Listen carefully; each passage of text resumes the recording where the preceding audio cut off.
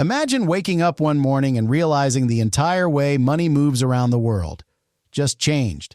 Not with bombs, not with a single crisis headline, but with a slow, quiet shift that's already been happening for years.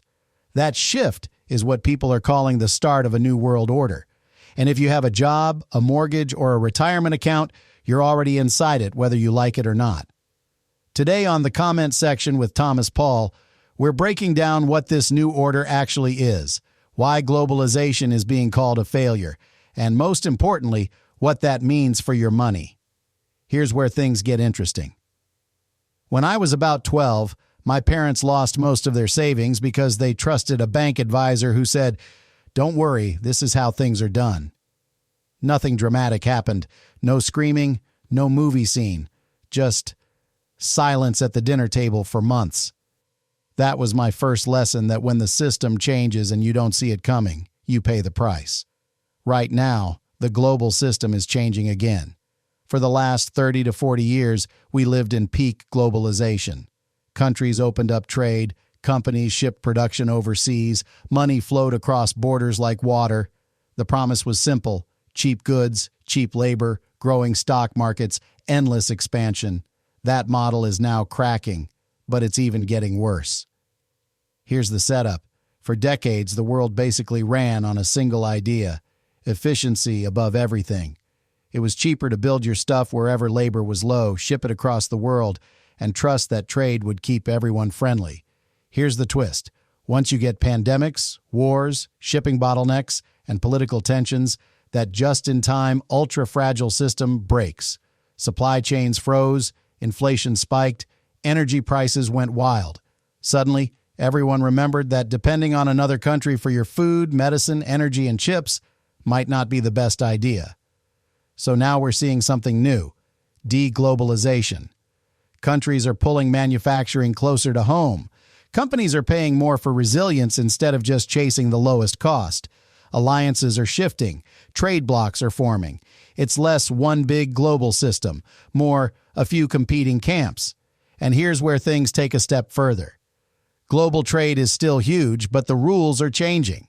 We're seeing more talk of friendshoring, moving production to politically friendly countries, more capital controls, governments trying to keep money from rushing in and out too fast, more fights over commodities, energy, food, rare metals becoming strategic weapons. Why it matters for you: those smooth decades of low inflation, cheap stuff, and rising asset prices were built on a version of globalization that might not come back. If the foundation changes, so does the playbook for investors. But then the unbelievable thing happened. The same global elites who pushed globalization for decades are now publicly saying, "Yeah, this version didn't work like we hoped." They're talking about fragmentation, instability, and a world that's splitting into rival power centers. Translation into normal language: don't expect the next 20 years to look like the last 20. If you own stocks, that matters. If your job depends on cheap imports, that matters. If your government runs big deficits and relies on foreign buyers for its debt, that really matters. In terms of how I plan to invest, let's pull out the main takeaways from this shift. First, volatility is the new normal. When the world is tightly connected, problems spread fast. But so does growth. When the world splits into competing blocks, you get more local shocks, more currency moves, more sudden policy changes. Second, inflation isn't gone forever. Globalization helped keep prices low. Deglobalization, reshoring, trade barriers, energy fights, pushes prices up. Not always in a straight line, but the floor may be higher than what we got used to in the 2010s. Third, real stuff matters again. For years, investors chased software, growth, and vibes. Now we're back to caring about energy, food, infrastructure, manufacturing, and the raw materials that make AI hardware even possible. But then he said this unbelievable thing. There's another key shift. Trust in institutions is falling. People trust banks less. They trust governments less. They even trust their own currencies less, especially in countries with weak economies. That's why you see more talk about diversification away from a single currency system. Some countries are exploring trade in non-dollar currencies. Some investors are splitting between cash, gold, real estate, and yes, selected digital assets. Here's where things get interesting. When I worked at a local newspaper in college, I saw how the same economic story could sound like, "The economy is booming," or "crisis coming," depending only on the headline. Nothing else changed, just the framing. That's exactly what's happening now with this New World Order talk. Some people frame it as doom. Others frame it as a reset and opportunity. The truth? It's both risky and full of chances, depending on whether you prepare or just scroll. So let's talk about what to actually watch from here. But it's even getting worse. Key signal number 1, supply chains. Are your favorite companies still relying on ultra-fragile overseas manufacturing, or are they investing in local or regional production? The ones that adapt may take a profit hit short-term, but could win long-term. Key signal number 2, government debt and interest rates. If inflation stays sticky and big countries keep borrowing heavily, rates may stay higher than the 0% party people got used to. That changes how you value growth stocks, real estate, and leverage. Key signal number 3, currencies and payment systems. More countries are testing digital currencies, cross-border payment systems, and non-dollar trade deals. This is slow, boring, and insanely important. And here's where things take a step further. If you only remember one thing from this video, remember this. In a changing world order, the people who get wrecked are usually the ones assuming this time will magically go back to normal. When I was in my early 30s, everyone around me was chasing the next big thing. I bought something boring and unfashionable instead. It didn't make me rich overnight, but it worked. Slowly.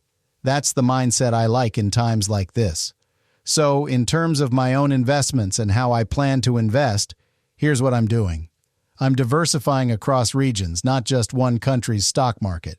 I'm owning businesses that produce real things the world needs: energy, food, infrastructure, critical tech. I'm keeping some dry powder, cash, or safe assets to take advantage when panic hits. And I'm very skeptical of anything promising fast money from the New World Order narrative. If it sounds like a cheat code, it's probably just marketing. But then, the unbelievable thing happened. Quick side note, this entire channel, including this video, is built with an AI system called Fludge.io. If you're watching this thinking, I'd love to run a channel like this, but I don't want to be on camera, and I'm not spending 20 hours a week editing. That's literally what it's for. It researches topics, writes scripts, builds thumbnails, uses an AI avatar, and posts to YouTube. You stay in control, you approve, you tweak, you steer the style. You can be as hands-on or hands-off as you want, in any niche, finance, news, whatever. No camera, no burnout, still real content. If that sounds interesting, check out Fludge.io after this. Here's where things get interesting. Let's bring this home. New World Order doesn't mean the world ends. It means the rules of the game are shifting while most people are still playing by the old ones. For regular people, that means your cost of living can swing more. Your job might be less secure if it depends on fragile global supply chains. Your investments might not behave like they did in the 2010s. For investors, it means don't bet everything on one country, one currency, or one storyline. Focus on durable businesses, real assets, and balance sheets that can handle higher rates and more chaos. Use fear as a signal to research, not a signal to panic. In terms of how I plan to invest personally, I'm treating this like a long, messy transition, not a one-day crash. I'm not trying to time the exact top or bottom of the old order. I'm trying to own things that still make sense under multiple possible futures. And that's really the point.